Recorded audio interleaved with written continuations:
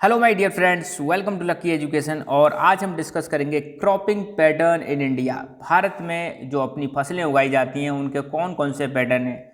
As you know very well कि India में तीन हमारे क्रॉपिंग पैटर्न हैं, जिसमें हमारा आता है रबी, खरीफ और एक है जायद। तीन प्रकार के हमारे क्रॉपिंग पैटर्न हैं। तो इन क्रॉपिंग पैटर्न को हम समझेंगे और ये पैटर्न किसके आधार पर डिवाइड किए गए। ये डिवाइड किए गए हमारे सीजन्स के आधार पर। You know very well, India जो है हमारा एक बहुत ही डाइवर्स कंट्री है। इंडिया में अलग अलग टाइप के सीजन्स पाए जाते हैं और अलग अलग सीजन्स होने की वजह से हमारे यहाँ पे क्रॉप में भी आपको क्या देखने को मिलेगी, वैरायटी देखने को मिलेगी। अलग अलग टाइप्स की क्रॉप्स अलग अलग सीजन्स में ग्रो की जाती हैं। So we are covering chapter number 4 of geography, agriculture cover कर रहे हैं। 4 लेक्चर हमारे ऑलरेडी आ चुके हैं, 5th लेक्चर है। तो शुरुआत करते हैं। तो क्रॉपिंग पैटर्न्स इन इंडिया। तो क्रॉपिंग पैटर्न्स की शुरुआत करने से पहले कुछ बेसिक्स दे रखा है बुक में, उसको हम डिस्कस कर लेते हैं। तो क्रॉपिंग पैटर्न, ये अलग अलग क्रॉपिंग के जो पैटर्न है, ये कि क्या चीज़ है जिसकी वजह से हमारे यहाँ पर अलग अलग टाइप की क्रॉप्स पाई जाती हैं, क्या रीजन क्या है इसके पीछे। तो इसके पीछे हमारा जो रीजन है अलग अलग टाइप्स की क्रॉप्स पाए जाने के पीछे, वो है इन्वायरमेंटल डिफरेंसेस।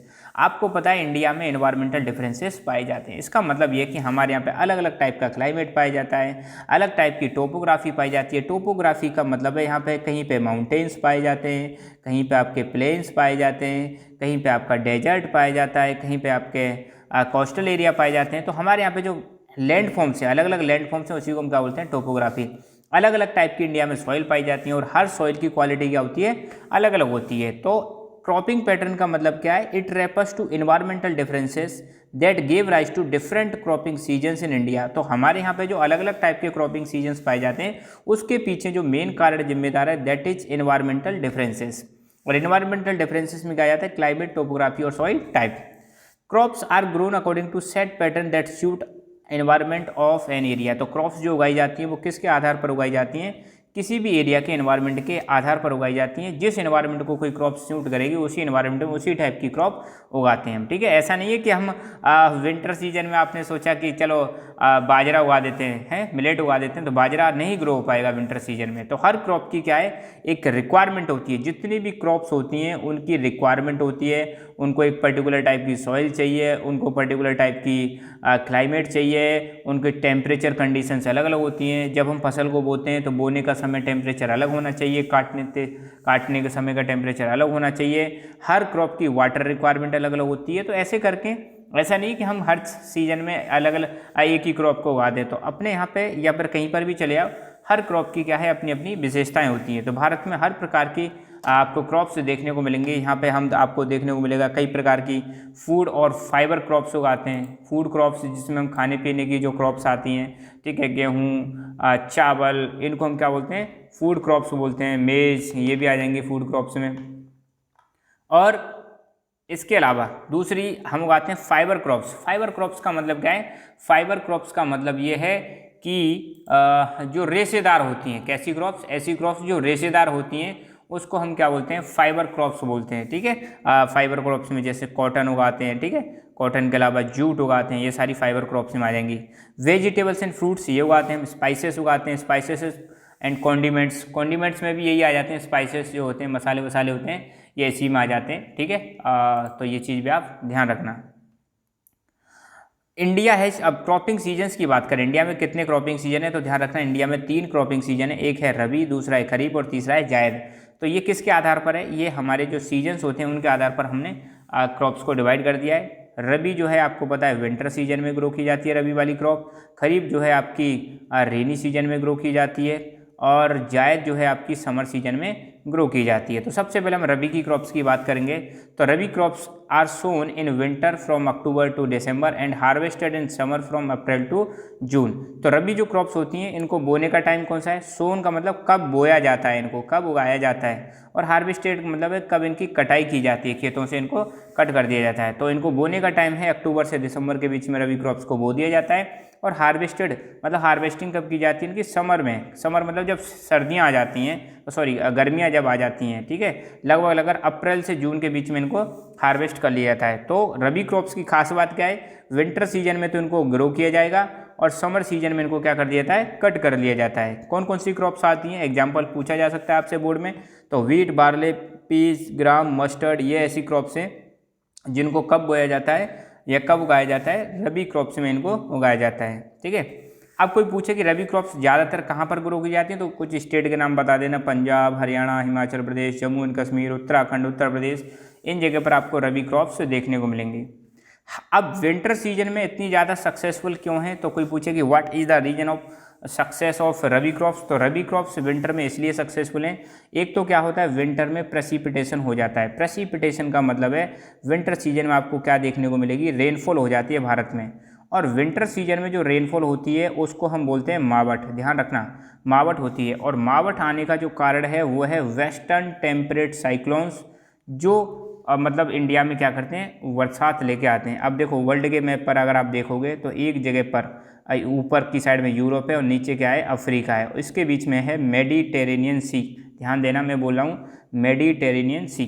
यहाँ पर साइक्लोन आते हैं और इन साइक्लोन्स की वजह से हमारे देश इंडिया में, यहाँ पे मान लो भारत इंडिया है, इंडिया में क्या होती है, बरसात हो जाती है विंटर सीजन में साइक्लोन आने की वजह से।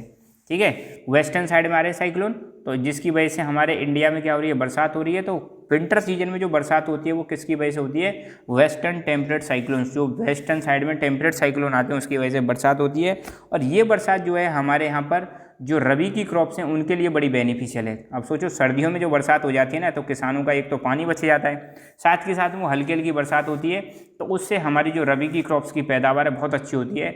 और विंटर सीजन में जो बरसात होती है, ध्यान रखना है, इसको हम क्या बोलते हैं, मावठ बोलते हैं, लिख लेना इसको। ठीक है, अच्छा, रबी की क्रॉप्स कुछ जगह पर बहुत ही ज़्यादा इनकी शानदार परफॉर्मेंस रही है। कौन कौन सी जगह पर इनकी शानदार परफॉर्मेंस रही है, तो पंजाब, हरियाणा, वेस्टर्न उत्तर प्रदेश, कुछ हिस्से राजस्थान के, यहाँ पर आपको देखने को मिलेगा बहुत ज़बरदस्त ग्रोथ हुई है रबी की क्रॉप्स में, स्पेशली ग्रीन रेवोल्यूशन के आने के बाद। ध्यान रखना, ग्रीन रेवोल्यूशन आपको पता है भारत में ग्रीन रेवोल्यूशन आई, और ग्रीन रेवोल्यूशन आने के बाद स्पेशली दो क्रॉप्स, एक तो आपकी वीट और दूसरी आपकी राइस, इन क्रॉप्स में आपका जो प्रोडक्शन है बहुत ज़्यादा बढ़ गया।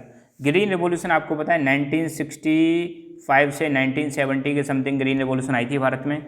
और ग्रीन रेवोल्यूशन आने के बाद भारत जो है हमारा सेल्फ डिपेंडेंट बन चुका है, किसके मामले में, फूड ग्रेन्स के प्रोडक्शन के मामले में। ग्रीन रेवोल्यूशन आने से पहले भारत में इतना फसल हम नहीं उगा पाते थे कि ताकि अपने देश के लोगों की पूर्ति कर सकें, हमें बाहर से गेहूँ इंपोर्ट करना पड़ता था।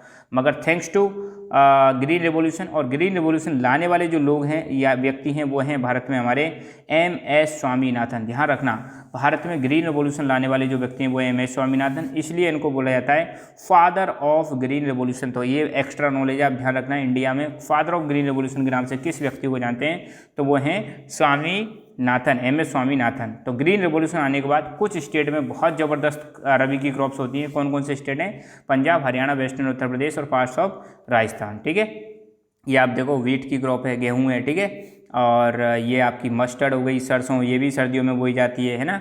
और ये बारले मतलब जौ, ये हो गया आपकी मटर। और खरीफ की क्रॉप की बात करें तो जैसे ही मानसून सीजन की शुरुआत होती है, आपको पता है 1 जून को तो केरल में मानसून अपनी दस्तक दे देता है। तो ऑनसेट का मतलब है किसी चीज़ का आगमन। तो खरीफ की क्रॉप जो है वो ग्रो की जाती है, कब ग्रो की जाती हैं, जैसे ही मानसून सीजन आता है। तो जून जुलाई में मानसून आ जाता है भारत में, तब इनको बोया जाता है। और हार्वेस्टिंग की जाती है इनकी सितंबर अक्टूबर में। ठीक है, सितंबर अक्टूबर में इनकी कटाई कर दी जाती है। कौन कौन सी क्रॉप्स हैं इसमें मेजर, तो पैडी, मेज, ज्वार, बाजरा, तूर, सोयाबीन, मूंग, उड़द, कॉटन, जूट, कोकोनट, ये जो क्रॉप्स हैं ये उगाई जाती हैं खरीफ क्रॉप्स हैं।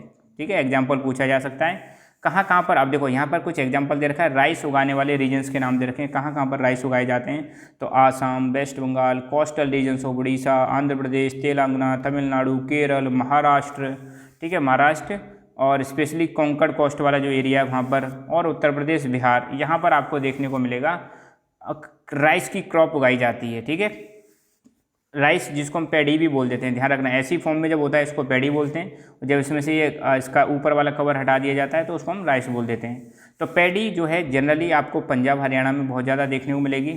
और कुछ स्टेट जैसे आसाम, वेस्ट बंगाल और उड़ीसा, यहाँ पर पैडी की 3 वैरायटी उगाई जाती है। ध्यान रखना, 3 टाइप की क्रॉप्स उगाई जाती हैं पैडी की एक साल में।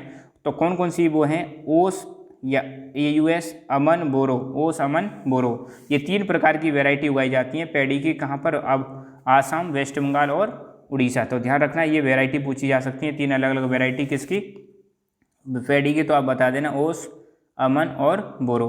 जायद की क्रॉप्स, देखते ही मुंह में पानी आ गया होगा, तरबूज, ठीक है, किस में आता है, जायद की क्रॉप। तो जायद की क्रॉप बोई जाती है आपकी रबी और खरीफ की सीजन के बाद। देखो विंटर सीजन में आपने रबी की क्रॉप उगाई, जैसे ही रबी की क्रॉप खत्म होंगी तो उसके बाद बीच में गैप आता है, फिर आपको पता है जून जुलाई में हम उगाते हैं कौन सी क्रॉप्स, आपकी खरीफ की क्रॉप उगाते हैं। तो रबी और खरीफ की क्रॉप के बीच में छोटा सा शॉर्ट टाइम का सीजन रहता है, 2-3 महीने का गैप रहता है, इसी गैप में हम उगाते हैं जायद की क्रॉप्स।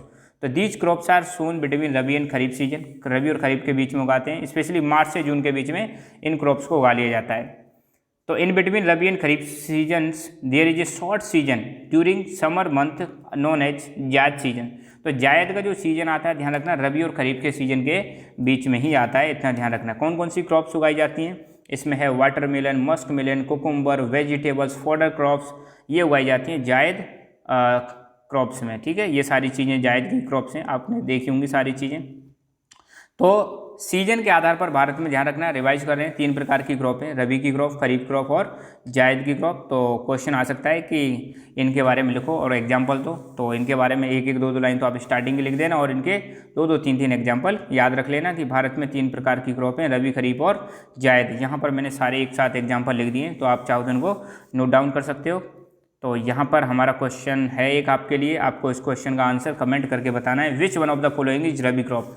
इनमें से कौन सी रबी की क्रॉप है, राइस, मिलेट, ग्राम, कॉटन, कौन सी रबी की क्रॉप है, वो आपको कमेंट करके बतानी है। So thank you so much, keep learning, keep enjoying and God bless you all.